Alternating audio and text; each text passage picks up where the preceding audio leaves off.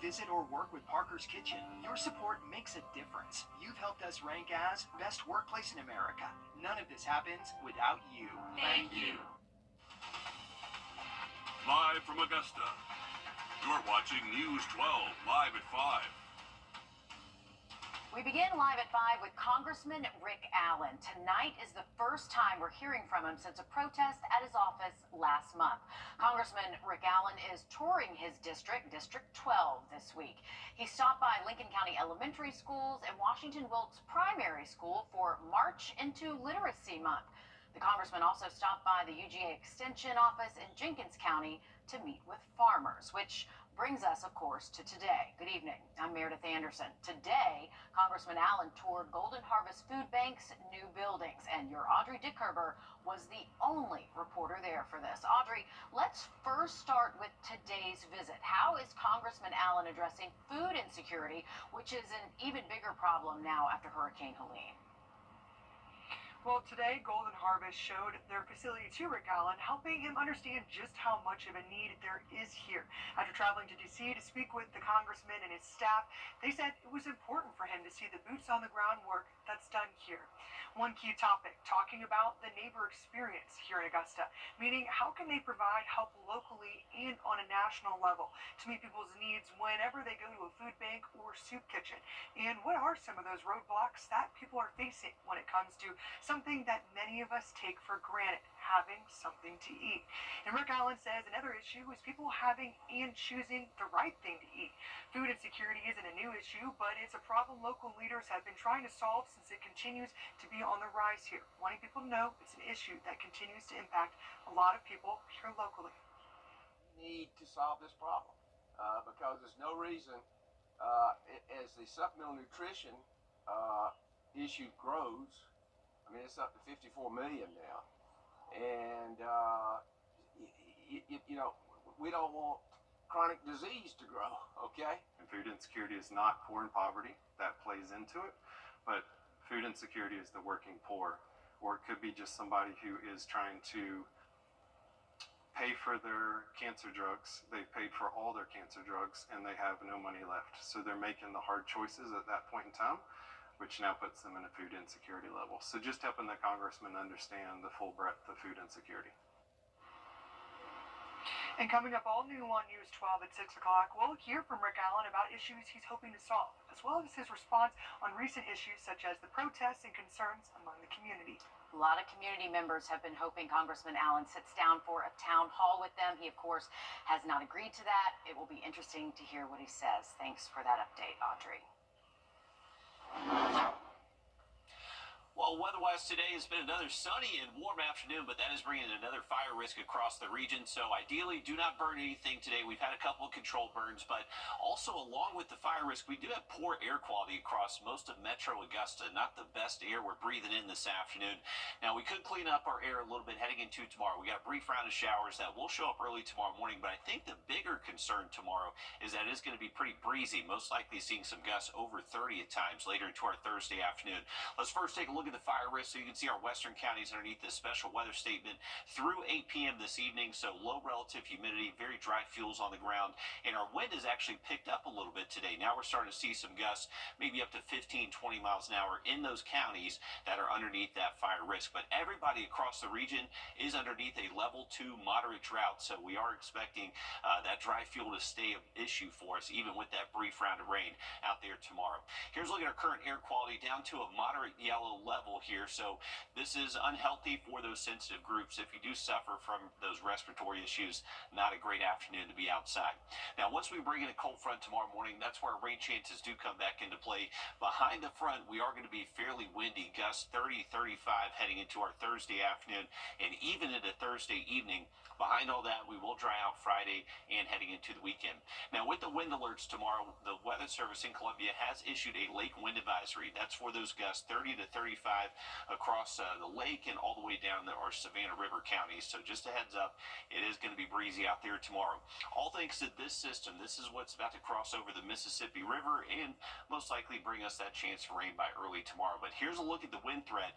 Not really going to see much of a wind with these showers early in the morning, but later into the afternoon, that's when they start to get over 30. Have a look at the rest of the forecast for you in just about 10 minutes. All right, thanks, Riley. Not one, but two brothers of the man who murdered nursing student Lincoln Riley murder. One man is dead, another hurt after a shooting in Augusta this morning. Deputies say just after 11, they responded to Dabney Drive. That's where they found a man on Cooney Circle, they say, after the shooting, and was taken to the hospital for his injuries. Deputies say a second man, identified as 28-year-old Akee Polly, was shot while sitting in a car on Dabney Drive. Polly was taken to the hospital where he died. We are working to learn more information on the suspects. We are weeks away now from patrons from across the world traveling here to Augusta. Today, the city unveiled the traffic plan for Tournament Week. A big change this year, the rideshare lot. It is moving to where the old TGI Fridays used to be on Washington Road. Soon, you'll notice the timing of the traffic lights. They'll be changing around the golf course to keep the roads running smoothly. Coming up tonight on News 12 at 6 o'clock, your Sydney Hood is live with more on how the city is preparing for this big week. And speaking of golf, the Masters Champions dinner menu is looking a little familiar this year as champion Scotty Scheffler creates it for a second time. The meal will start out with cheeseburger sliders, firecracker shrimp, and Papa Scheffler's meatball and ravioli bites. The first course will have Texas-style chili, and the main course will be a cowboy ribeye or blackened redfish. To top it all off, dessert will be a warm chocolate chip skillet cookie with vanilla bean ice cream. And now we are all hungry. Republicans taking a big step back from a push that could have seen South Carolina lose out on billions of dollars in grants and funding while being forced to take on tens of millions of dollars in extra costs. But they are still advancing legislation with the same goal as before, to target DEI or diversity, equity, and inclusion practices in South Carolina. Your State House reporter Mary Green has those details. Nearly two-thirds of the members of the House of Representatives have signed on to this bill as a co-sponsor, all of them Republicans. Until Wednesday afternoon, this bill would have banned state agencies, public colleges, and school districts from promoting DEI practices, as well as prohibit the state of South Carolina from contracting with any outside group that promotes DEI practices. As the bill stood, as we had it originally, I think it opened us up to a big fiscal impact that we definitely don't want to have a big fiscal impact on the state with this. I think it also could have taken us into some possible legal jeopardy with the bill down the road. So lawmakers reworked the bill, stripping it of much of its previous language, including the ban on the state contracting with outside groups that promote DEI. As it stands now, this bill would prohibit state agencies, local governments, public colleges, and school districts from creating or promoting DEI offices and ban them from requiring mandatory diversity statements. It would also outlaw preferential treatment in employment and hiring and prohibit them from requiring employees participate in diversity training. These provisions would not apply to private companies. Republicans argue this promotes merit in employment and higher education, but Democrats believe the legislation is at best unnecessary and at worst harmful. And I'm just afraid that we are taking this thing too far. It's going to come back to haunt us in some form or fashion. On Wednesday, the House Education and Public Works Committee voted along party lines to advance this bill to the House floor to await a debate. At this point, the legislation is still a few steps away from reaching the governor. If it does become law, it would take effect July 1st of this year. Reporting from the State House, I'm Mary Green. Thank you, Mary. The bill also explicitly states it does not limit or prohibit First Amendment rights. The man who shot and killed a SLED K-9 officer will spend more than 3 decades in prison. That sentence coming down after James Peterson pleaded guilty to multiple charges, including attempted murder and a cruelty to police dog charge. It all started when Newberry County deputies began searching for a burglary suspect last May. Eventually, that search led to his mom's house multiple times, but she said he wasn't there. This last time, investigators spotted Peterson through a window, so Cobra, the canine, his handler, and a deputy went inside. They confronted him and he opened fire, killing the dog. The officers returned fire. Of his 33-year sentence, only 5 years are for Cobra's death, but that is the max sentence for cruelty to a police dog under South Carolina state law. A second suspect arrested in connection to a viral video of two men impersonating Amazon workers, then attacking a man inside his home. 26-year-old Kelvin Way is no stranger to law enforcement. In 2023, a jury acquitted him of murder in a deadly shooting from 2020. This time, he was arrested after Georgia State troopers as well as U.S. Marshals tried to track him down for 2 weeks. They arrested him during a traffic stop where they say he had 2 guns as well as drugs. Our sister station in Savannah interviewed him last July after his acquittal. He said after being wrongfully accused, he wanted to help make his community a better place. To show to even the law enforcement, like, this is who I am. Y'all tried to paint this picture, but this is who I am. To go against what the image was when I was last time I was on the news, like the reverse that image to show like that's not who I am. Tonight, Way is being held without bond. 27-year-old Tyrone Anthony also was arrested in February for this. He faces several charges, including aggravated assault. Riley? Well, it's been dry and warm again today, but heading into tomorrow, we are expecting some early showers, and then it's getting windy. We'll have that forecast for you next. Time and temp, brought to you by your First Alert weather team. Join us right here on WRDW News 12 at 11 a.m. for Warren A Way of Life. Visit us anytime online at warren.church for more information. Create your perfect room. Welcome back, folks. It is a beautiful afternoon. Heading into tomorrow, we are going to start noticing some changes. So with the front moving through Thursday, that is going to bring us some showers early in the morning. It is going to be a windy afternoon, but that is going to help clear out our air a little bit. So for the rest of today, we do have poor air quality, especially for us here around the Augusta Metro. You can see a live look over our Beach Island camera, just seeing that haze in the sky out there. So this is from just very fine particles in the sky and can make it unhealthy for those sensitive groups that suffer from breathing issues. May not be the best afternoon for you to be outside. 82 degrees today, though, so it is warmer than the last couple and well above average. But heading into tomorrow, we are going to see a decent little temperature drop that will stick around through at least Friday. So high temps staying in the 60s for tomorrow, Friday, and then we'll start to warm up again as we roll into the weekend.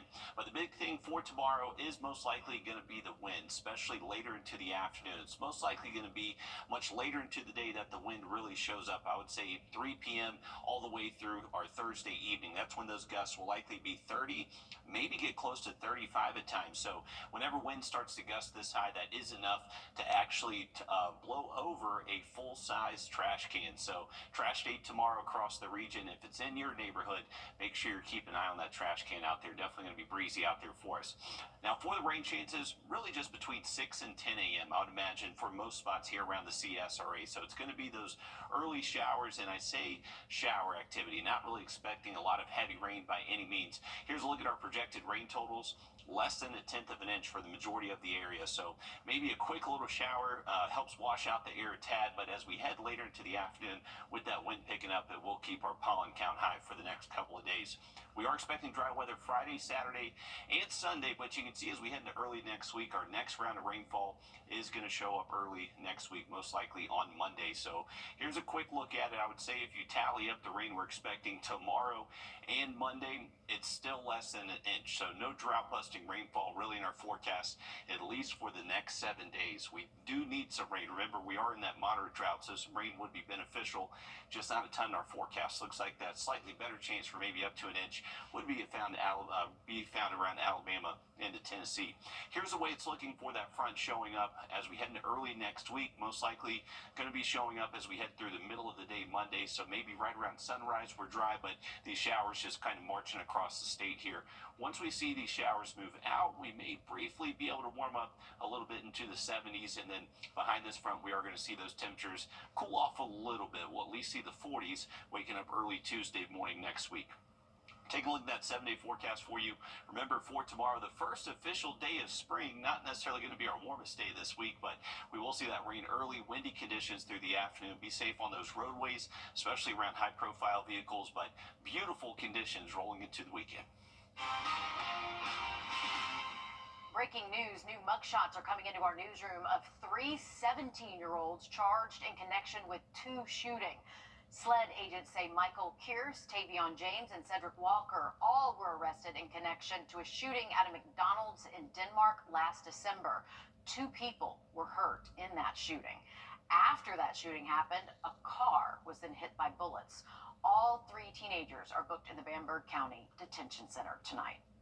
A documentary that paints a picture of Dr. Martin Luther King Jr.'s last visit to Macon will premiere this week. Breasia Kelly spoke with a person behind the film to learn more. Dr. Martin Luther King Jr.'s last visit to Macon is remembered by many, which is why one organization here in Macon is bringing the mural behind me to life with a film dedicated to the civil rights legend. I think his most important visit, though, was his last visit, because his last visit would be his legacy. Keep Macon Beautiful is premiering a documentary shedding light on Dr. Martin Luther King Jr.'s final visit to Macon on March 23, 1968. The film Made for a King was inspired by a mural project the organization helped create last fall. The documentary was inspired by a mural through a project that Keep Making Beautiful did from a grant that we received from Keep America Beautiful. Made for a King will feature interviews from people who attended the visit, along with actual footage of the event looking into the day King visited Macon. Ellen says it's important to share history that may be unknown to many. Not only was it a visit, but he was also going throughout the South, campaigning and getting individuals to join him for the Poor People's Campaign. Unfortunately, that campaign did not come to fruition because Dr. King was assassinated just 2 weeks after visiting Macon. Leaders of Macon Bibb say films such as Made for a King are needed to keep history alive. This is American history, and it's only how we can get stronger as Americans is by watching history like this and being a part of it and making it relevant for today's time. I really want us to get an understanding of where we are in our country, in our state, in our city when it comes to the issues that Dr. King was focusing on at that time, and particularly the disparities when it comes to economic wealth and resources within our country. The world premiere for Made for a King is this Friday at the Douglas Theater. And Macon isn't terribly far if you want to go. 3-4 hours or so? His impact, of course, and legacy lives on. Only a small percentage of people protect their finances and their identity. Coming up, we have advice on how you can protect yourself from fraudulent activity. First Alert Radar, powered by Jim Hudson Automotive Group. Hey guys, it's Anna Christina here for Roof Savers. It's that time of year again, the perfect time to invest in your home. And what's the most important investment for your home? Your roof. If you've been worried about the age of your roof, missing shingles, black stains, or even leaks, I've got great news for you. There's a scientifically proven solution that extends the life of your roof by 17 years with just one treatment. Don't wait until it's too late. Call the team from Roof Savers now for your free roof inspection. Roof Savers, save your roof, save your money. Welcome to I&I. Go with the firm you know. Call all nines now. It is National Consumer Protection Week. Susan Campbell has one quick thing you can do today to help protect your finances and your identity. We talk about freezing credit, but most people haven't actually done it. Only about 10%. So today we're going to walk you through the process so you can see how easy it really is. Let's do a little crash course on freezing your credit. We'll start at the very beginning. Keeping it frozen just protects me from any bad actors out there who want to steal my identity, monopolize my credit, or use my, information for something that isn't theirs. Stanton Cope just went through the process of freezing his credit at the 3 major credit reporting agencies, Experian, TransUnion, and Equifax. He documented it all for PERC to help other consumers do the same thing. In general, if you're fast at computers, I think this whole process can be done in 30 minutes. Here's what it'll look like. First, you'll need to create accounts at all 3 credit bureaus. I, of course, had to have an email, a phone number, a street address, and then my social security number. And once I had all of that information, that was all I had to enter during the sign up. And then I just made an account. I set up 2-factor authentication. I verified my email address, and that was it. You can also freeze your credit over the phone and by mail. I truly think online is the easiest way to do this. And so, I've got a dad who doesn't like to be on the computer as much. And after I took care of this process, I sat him down and I went, Dad, I'm going to freeze your credit with you today. Here's something really important to keep in mind. At any point in this process, if you get stopped and have to enter payment information, don't do it. These are free. These are absolutely free. Do not enter a payment card. If you need to unfreeze your credit, say you're applying for a new credit card or you're buying a car, you don't have to plan way in advance. Let's say with your example, I found the absolutely most divine car on the lot. I would go into my account, I would do two-factor authentication, and then I would flip it to thawed, and that would be it. If you make that request online or over the phone, the freeze has to be lifted within 1 hour. By mail, agencies have 3 business days. You want to make sure you're entering your information on legitimate sites. USA.gov has links to all 3 credit bureaus. I'm Susan Campbell. It's good to do this for your kids, too, so nobody opens an account in their name. A heads up for Wheel of Fortune and Jeopardy fans. Tomorrow and next Thursday, the game shows will air at different times. Tomorrow, it'll be on at 10 and 10:30 in the morning, and then next Thursday, it'll be on at 3 and 3:30 p.m. This, of course, due to the basketball games for March Madness. We still want you to be able to see your shows, Riley, even if they're not at their normal time. Absolutely. I imagine we'll get a couple emails later this week about Jeopardy and Wheel of Fortune changing times, but you can find all that info on our website, as Meredith just said. This weekend looks beautiful, mid to upper 70s Saturday and Sunday. No rain until we get to Monday. Now look at that 70 forecast just after the break. Some moments are too perfect for words. A love so true. A night so magical. At Windsor Jewelers, we help you find the ring that tells your love story. A ring as timeless as your forever. Because when the moment is right, only the perfect ring will do. Windsor Jewelers, where forever begins.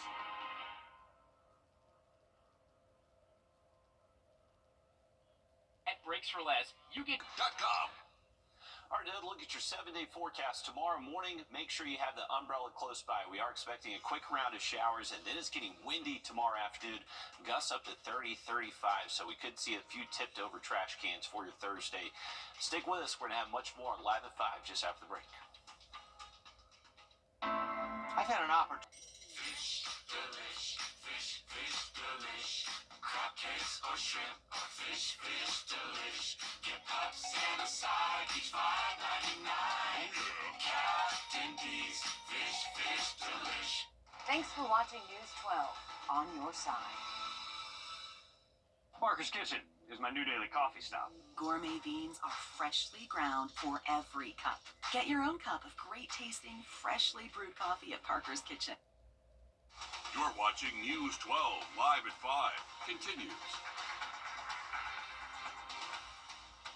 Good evening, and thanks for joining us here live at 5. I'm Wrdw. And I'm Meredith Anderson. Let's send things straight over to your first alert, Chief Meteorologist Riley Hale. Yeah, and you may have noticed some haze out there this afternoon, Riley. You guys are tracking some air quality issues today.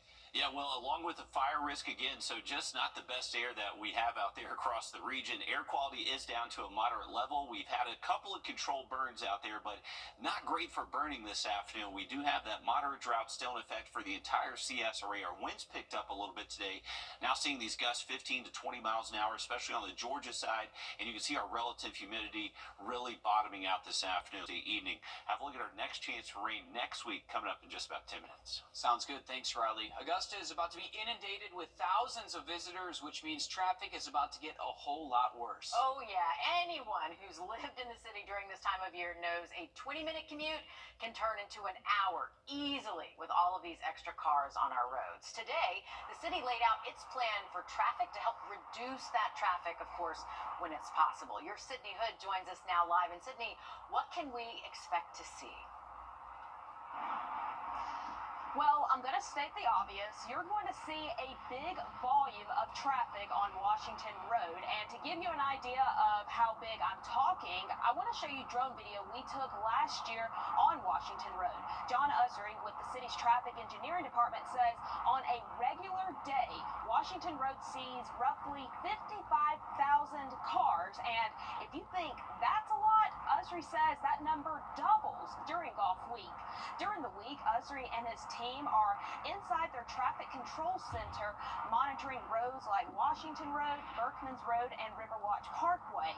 He says the traffic plan this year is similar to last year's plan, with a temporary traffic signal at Washington Road and River Ridge Drive, and some detours at Washington Road, Alexander Drive, and Berkman's Road. Something new this year is the rideshare lot at the old TGI Fridays lot across from the Walgreens on Washington Road. Now, Usry says his goal here is to make this as seamless as an experience for anybody in Augusta. It doesn't matter if you're a patron visiting or a local that lives this every year. I try to avoid the traffic on Washington Road and the restaurants, and but then again, it's that excitement of the Masters being here in Augusta and all the out-of-town folks, and I think it's pretty exciting. And in addition to traffic, the city is still working to clean up some of the debris left behind from Hurricane Helene and some illegal signs that are left behind. So if you think about it, traffic is just one piece of the prep puzzle here for them. Coming up on News 12 at 6 o'clock, we break down everything the city is working to clean up in the weeks to come. All those signs that are still out there, of course, all the Helene debris too. Absolutely. We will surely see those orange cones being put up all across Augusta very soon. Thank you, Sydney, for that update. A major potential safety issue for hundreds of families may be solved. The future of Wagner Fire Department is settled for now. Aiken County Council voted to place the fire district under a 6-month probationary period at last night's meeting. Now, during this time, Wagner Fire will continue to respond to emergencies in and around town. We spoke with Interim Fire Chief Adrian Pilot after that meeting. He explains how this will impact Wagner and surrounding fire departments. Wagner Fire District is going to have a contract that is very consistent, if not almost identical, to the previous contract of Wagner Fire Department. So we will still have that coverage of that 95 square miles, which will allow us not to just serve our department as a whole, but allow us to help our fellow departments in the area. Now, this all stems from the massive resignations of firefighters and the fire chief last November. After that incident, the town council and Aiken County Council voted to separate themselves from the fire department. All right, a scary situation here as 8 people are injured after a gangway collapse in South Carolina. This one happened at Shelter Cove Marina on Hilton Head Island last Wednesday. Hilton Head Fire Rescue says the sudden collapse sent at least 15 people underwater. Rescue crews say 8 of them only had minor injuries, though, and were sent to the hospital. No word yet on what caused this collapse here. We'll update you when we know more. And this isn't the first time we've heard of something like this happening on the coast. No, it's not. Investigators say 7 people died. Dozens more were injured after the gangway collapse on Sapelo Island that we told you about here last October. Investigators say it sent at least 20 people into the water. And at last check in December, DNR announced that the installation of 2 new gangways would be put in place. That agency, as well as the GBI, continues to investigate. Tomorrow is the first day of spring, even though it's felt like it for a while. But that means snakes will be springing up from hibernation. Great. Now, this is something a lot of people are not looking forward to, myself included. Like some South Carolinians, lawmakers are actually discussing a bill that would ban venomous snakes in the Palmetto State. Today, the committee heard testimony from South Carolinians regarding the Venomous Reptiles Act. Now, listen to this. It bans the possession of venomous reptiles without a permit. It also establishes some guidelines for storing and transporting them. Lawmakers are continuing to debate that bill. Of course, we will let you know if that becomes law. A highly controversial Religious Freedom Act now moving through Georgia's capital, but some argue that it could be used to discriminate against women, minorities, and LGBTQ+ communities. So far, 29 states have passed similar laws to increase religious protections, and Georgia could soon become one of them. Your Georgia State House reporter Abby Kasoris breaks down the debate from Atlanta. A cramped meeting room as people packed in to testify. A mixed bag, half the people for the Religious Freedom Act, half against. State Senator Ed Setzler testifying before the House Judiciary Committee for his bill, Senate Bill 36. It allows Georgians to exercise their religious freedom without federal, state, and local government intrusion. First Amendment rights, freedom of speech, assembly, and press, by creating a simple balancing test. The balancing test that weighs a person's right to practice their faith versus the necessary duties of government. The committee a major hurdle to clear if the bill can move forward. The only Jewish state representative, Esther Panish, was visibly upset as the sponsor spoke, testifying the bill is simply a discrimination tool. That this is going to be used as a sword and not as the shield. Georgia Equality Director Jeff Graham and other LGBTQ-friendly faith leaders opposing the bill, saying it's not just the LGBTQ community. Minorities, women, and unmarried couples could be denied basic rights. We're for being used to discriminate against unmarried straight couples who are trying to check into a small hotel in rural Georgia. We could see single women discriminated against if they are single mothers. The Faith and Freedom Coalition penning a letter in support of the bill, saying it upholds the rights of Georgia citizens to live out their faith in a way that has long defined our nation. Well, this is an absolutely vital bill because this is enshrining what our founders intended in the Declaration of Independence and what has been in place really in our Constitution, with the First Amendment rights to practice your faith. In 2016, a similar bill passed out of the General Assembly. Then Governor Nathan Deal vetoed the bill after pushback from the business community. Governor Brian Kemp saying previously he would support a religious freedom bill like this one. In Atlanta, I'm Abby Kasoris. Well, shooting hoops for a good cause. A Georgia-based nonprofit is up against a challenge to fight a major issue across the two-state. We tell you how basketball is raising awareness for victims of sex trafficking. Coming up next. Riley? And we hit the mid-80s this afternoon. Going to see temperatures drop tomorrow as a cold front moves in. Going to bring us a little bit of rain and also some windy conditions. Have a look at how much rain and how windy just after the break. Time and Temp, brought to you by your First Alert weather team. Join us right here on WRDW News 12 at 11 a.m. for Warren A Way of Life. Visit us anytime online at warren.church for more information. Bankruptcy can help stop Family helping yours. Now, your First Alert weather with Chief Meteorologist Riley Hale. All right, welcome back, folks. We have been mentioning that poor air quality out there today. Going to stay a factor at least over the next several hours. So if you suffer from any respiratory issues, not the best day to be outside. We are expecting the chance for rain showing up early tomorrow morning. And then behind that rain tomorrow afternoon, it is going to be getting windy. So take a look at your any freezing temperatures, but potentially maybe seeing some patchy frost. You can see temps hitting the 30s early Friday, Saturday morning. Later next week, it looks like we'll stay away from the 30s. All right, thanks for that, Riley. A Georgia-based nonprofit is going to the extreme, literally, to raise $500,000 for a good cause. Men opposing sex trafficking is nearly halfway through its attempt to set a Guinness World Record for the longest basketball game ever played. Joshua Skinner has the fight against a growing issue. A basketball game is fun. G-Money, a Guinness World Record basketball game is pain. Pray for our legs, pray for our feet. A feat of the feet, the local nonprofit Men Opposing Sex Trafficking, MOST, is attempting a Guinness World Record for the longest basketball game ever played. I don't know anymore, man. It's been about 50 hours, and Sully Deal is struggling. I'm a little spaced out, my brain's a little fried. I need some sleep. The 24 players involved in the 121-hour attempt have been on the court at Landmark Christian School in Fairburn since Sunday morning, taking shifts in an attempt to raise more than $500,000.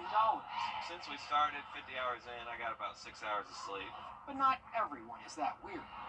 Here you go. Pull that. And the fans are ear-splittingly loud. Sing it, baby, get you one, get you one. Some of them are women recovering from sexual exploitation. It's okay, it's okay. Many of whom cannot be shown for safety reasons. Others, like Shannon, Good shot. were more than willing to publicly support people who care this much. I feel beautiful. They make me feel beautiful, and they make me feel whole. Because I just came from sleeping outside. The amenities are there to make it to Friday's record. Snacks, Gatorade, lightning showers, pickle juice, and actual beds. We have real beds on frames off the floor. It's great. but staying positive might be the most important part. You know, not as bad as I expected after 51 hours. So wrap yourself in your tortilla blanket, because this game isn't even at halftime. Let's move the ball around, And the work is never really done. I think we're going to do this, man. Now, if you remember, we told you about these guys last year, and they did a baseball game. I feel like basketball is a little tougher because in baseball, you can stand around, and you don't really have to move as much. But with basketball, it's always moving. Basketball is continual running. So this one, I think maybe they're going to have to get more creative with how they take breaks. Absolutely. They got full beds out there, pickle juice. It doesn't sound too bad, right? 50 hours? No. It's for a good cause. I don't know that I could. For a good cause, maybe, but playing basketball for 50 hours? Yeah. That is dedication. Absolutely. We'll be sure to keep you updated on how they do. I'm always talking about new technology. Sometimes old technology is just a lot better. I'm Jamie Tucker. Coming up, we're going to take a look at why DVDs are a lot better than streaming and why some people believe they're about to make a comeback. First Alert Radar, powered by Jim Hudson Automotive Group.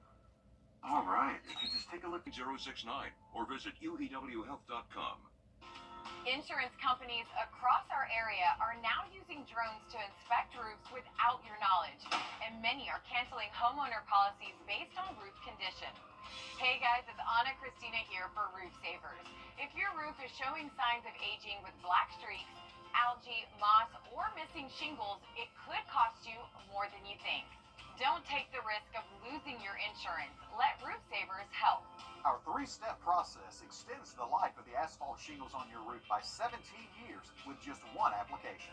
First, we can clean your roof, removing dirt, algae, and those unsightly black streaks. Then, we perform a roof tune-up, replacing missing shingles and fixing nail pop-ups. Finally, we apply Renew at 17, giving an additional 17 years of life to your existing asphalt shingles.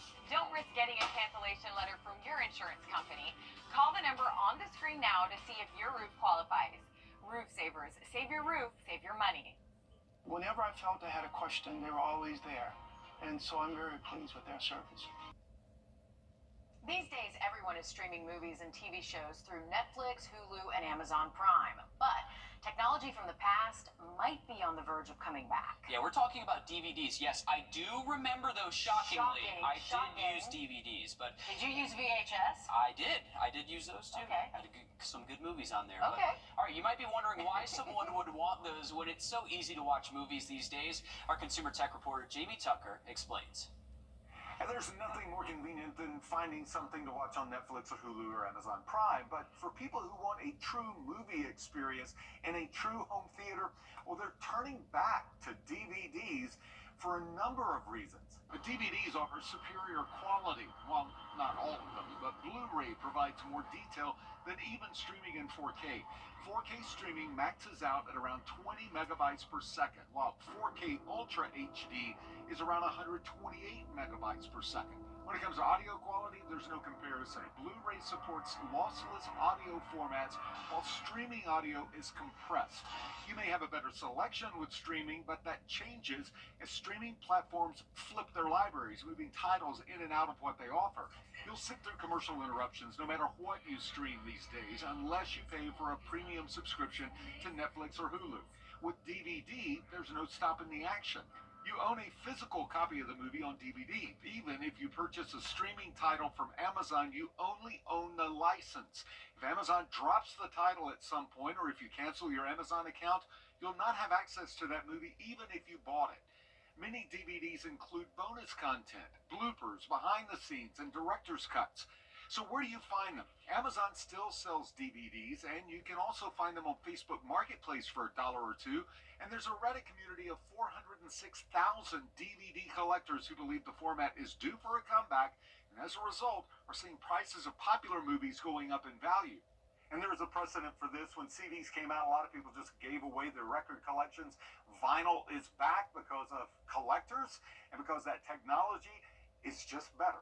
That's What the Tech. I'm Jamie Tucker. And if you're thinking about building your own home theater and DVD collection, the good news is DVD players have dropped in price significantly. Top of the line Blu-ray players are under $200. They've really gone down. Yeah. Right. A great day for golf. Sage Valley Junior Invitational. It kicked off round 1 in Graniteville. This is the first leg of the first year of the 72-hole tournament. Here, Alyssa Lyons joins us now live from the Sage Valley Golf Club. Alyssa. Yeah, guys, you know, round 1 really showed us that you didn't need to have a prior relationship with this course in order for it to take you to dinner. Only 4 girls landed under par this afternoon, and surprisingly, for 3 of them, it was their first time playing this course. Gianna Clement, who's been a regular at this tournament the last 4 years, has played from behind before. She shot a 74 in the first round in 2024, 76 this year, though, yet she was still in the hunt on the final day a year ago, and could this year, too, with that extra 18 to play. I think just staying patient. I mean, it's good that this tournament's 4 days now. Yeah, I like 72-hole events more. I think it's more competitive, and it might be a little bit of a longer week, but I think it's better for the tournament. So I'm definitely glad they made that change, and obviously glad after this round that I still have 3 left. Well, you just heard Riley tell us it was a really hot day, which means those greens were really, really fast. Lakeside's Hamilton Coleman was 6 over, so was Charlie Woods. We'll get to those winners coming up all new on News 12 at 6 p.m. Some big names out there at Sage Valley Golf Club. We know we talked about the course conditions as well earlier this week. They said they lost about 1,000 trees, but the course is in pristine condition out there. And such a fun time of year, because this will then lead into another little golf tournament we have here in our area. So it just gets us more excited about what's to come. Absolutely. Thanks for that report, Alyssa. We're back after this. March 19th at Lionel Smith Limited. 83 degrees was our official high today in Augusta. We're down to 80 on the thermometer. It is beautiful out there, but the air quality is not great. So if you do suffer from respiratory issues, definitely a good night to stay inside. Here's a look at our 7-day forecast. Remember, tomorrow morning for the official start of spring, we do have that spring shower that will arrive early in the morning time. Not going to be an issue all day, though. The rain is really just going to be early in the morning, quick little shower. It's later into the afternoon. We're looking at breezy conditions, actually windy conditions, gusts up to 30, 35 miles an hour. Wind will calm down Friday, and it will stay sunny through the weekend. Next chance for rain past tomorrow will be Monday. All right, thanks, Riley. Stick with us. We'll have more news, weather, and sports coming up after a short break on News 12 at 6 o'clock.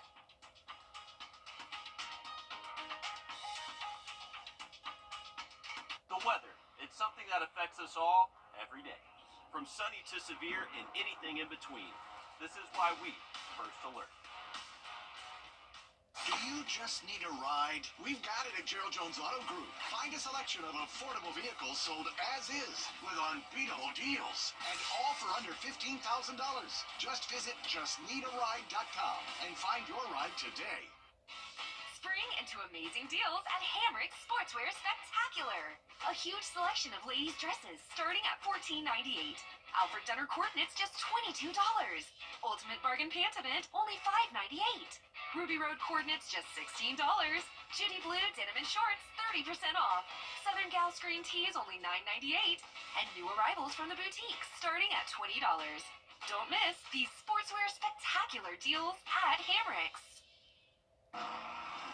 Stop.